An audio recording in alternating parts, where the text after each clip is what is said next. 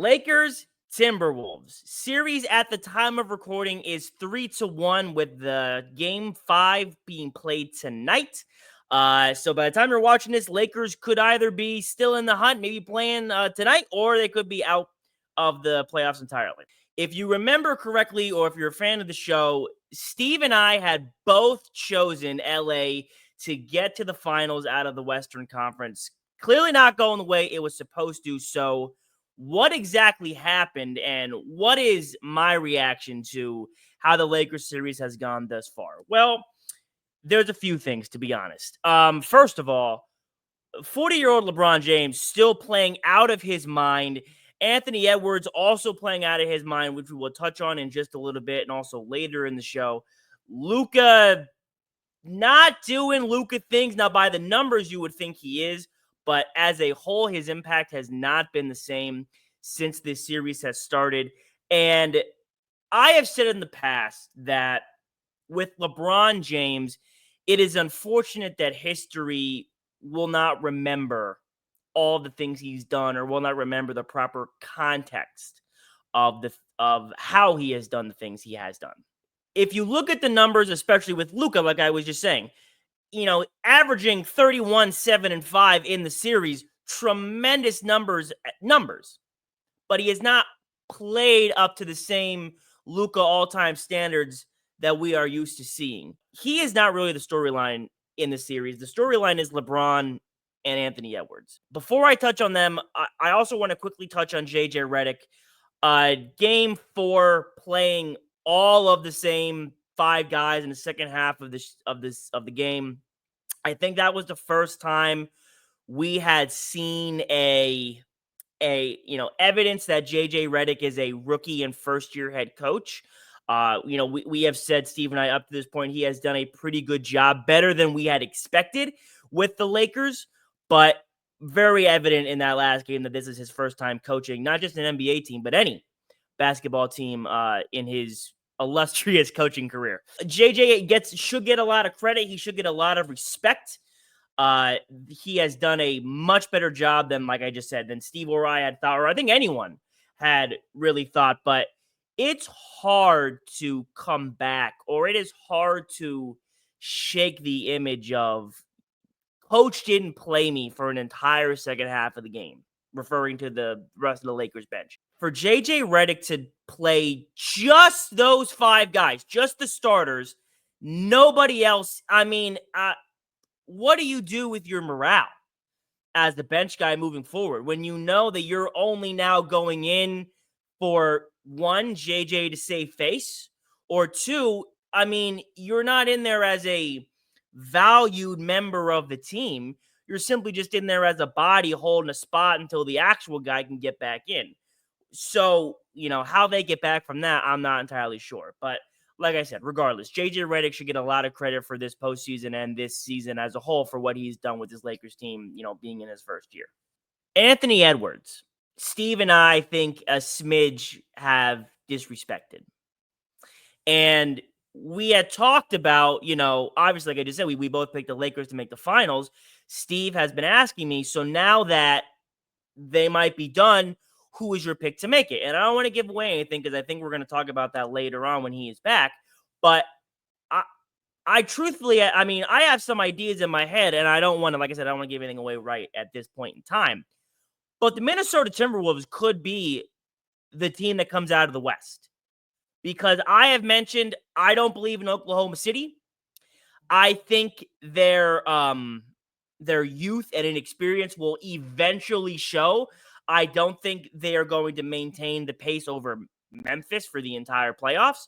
But Minnesota, who is going to play now, potentially play, I should say, a Golden State team who I had mentioned last week or 2 weeks ago, I should say, that they are not a legitimate finals contender.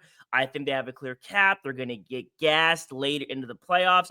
And Minnesota, who has been rolling, is going to have confidence beating the Lakers and LeBron, a team that nobody thought they were going to beat.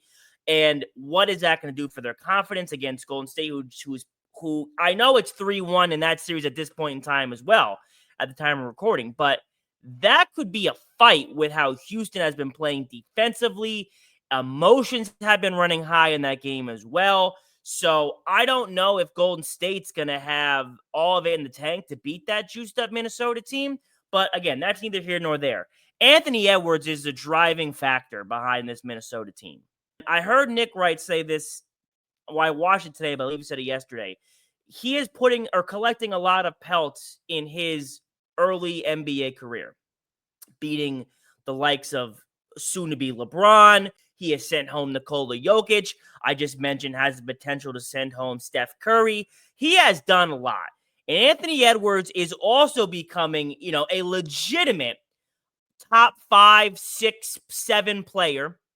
One of the three, I would say with confidence, one of the three best two-way players in the league. Off the top of my head, perhaps the best player under 25. I would have to look at a complete list of guys under 25. I'd imagine he is at the top of that list. I don't know how old Luke is, though, to be honest. I don't know if he qualifies. Anthony Edwards is really emerging into his own in this NBA landscape. And I think moving forward, you will obviously see more of him deeper in these playoffs. But he has been tremendous so far this series and deserves a lot of respect and credit for getting the Timberwolves in this position. But LeBron James is always going to be my number one focus and talking point. Has been absolutely incredible. And besides Anthony Edwards, who I just praised, has been the obvious number one Laker so far and has been the second best player on the court every single game. Sometimes the best player on the court, depending which game. LeBron James is showing us that he can play however he wants, whenever he wants. For a lot of his career early in Cleveland, it was give me the ball. I'm going to do quite literally everything. I'm going to score. I'm going to pass. I'm going to shoot. I'm going to defend.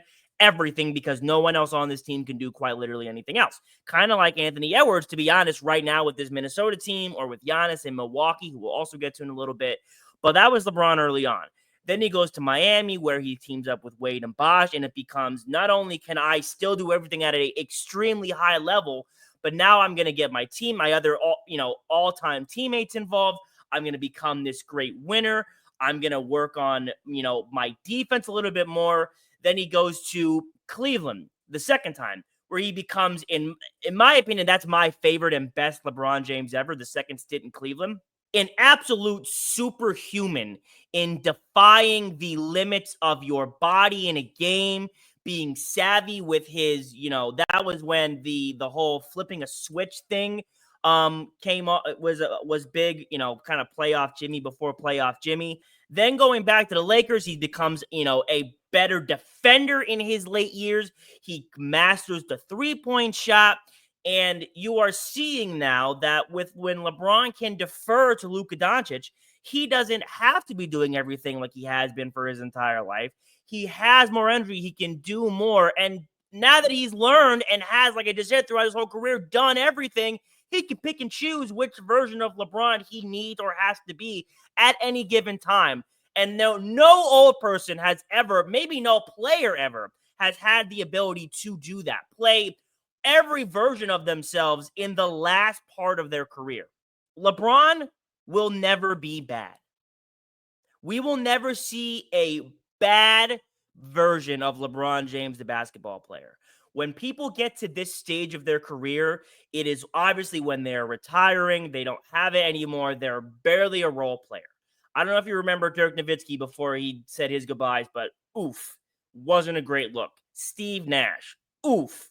Kobe, rest his soul before he died, had a terrific last game, but oof, did not look great at the end of his career. It's just not something that happens. But LeBron, at 40 plus years old, is showing you that he can still be the best player on the floor at this age at every part of the game. It's just unheard of. And it's a shame that their season may potentially end early. Like I said, history will not remember the awesomeness that he has played, but simply will just remember you lost in the first round to a 6 seed when you had Luka Doncic on your team. That's inexcusable. I think that the fact that everyone was confident in LA and in LeBron And, the narrative was if he can stay healthy or if he can stay rested, they have a real shot, and this is what he can do. He's done it. It's just unfortunate that it wasn't enough. Minnesota seemed to peak at the right time. Anthony Edwards peaked at the right time, and the Lakers just took the brunt of it. But I don't think anyone can look at these games and say the Lakers are getting just outplayed and getting smacked out of these games. Like I said, at the time of recording, they are still alive. They play tonight at 10 o'clock, so we'll see what happens if they'll be around when this releases. But yeah, unfortunate for the LA Lakers. Listen to the sound. I listen to the sound.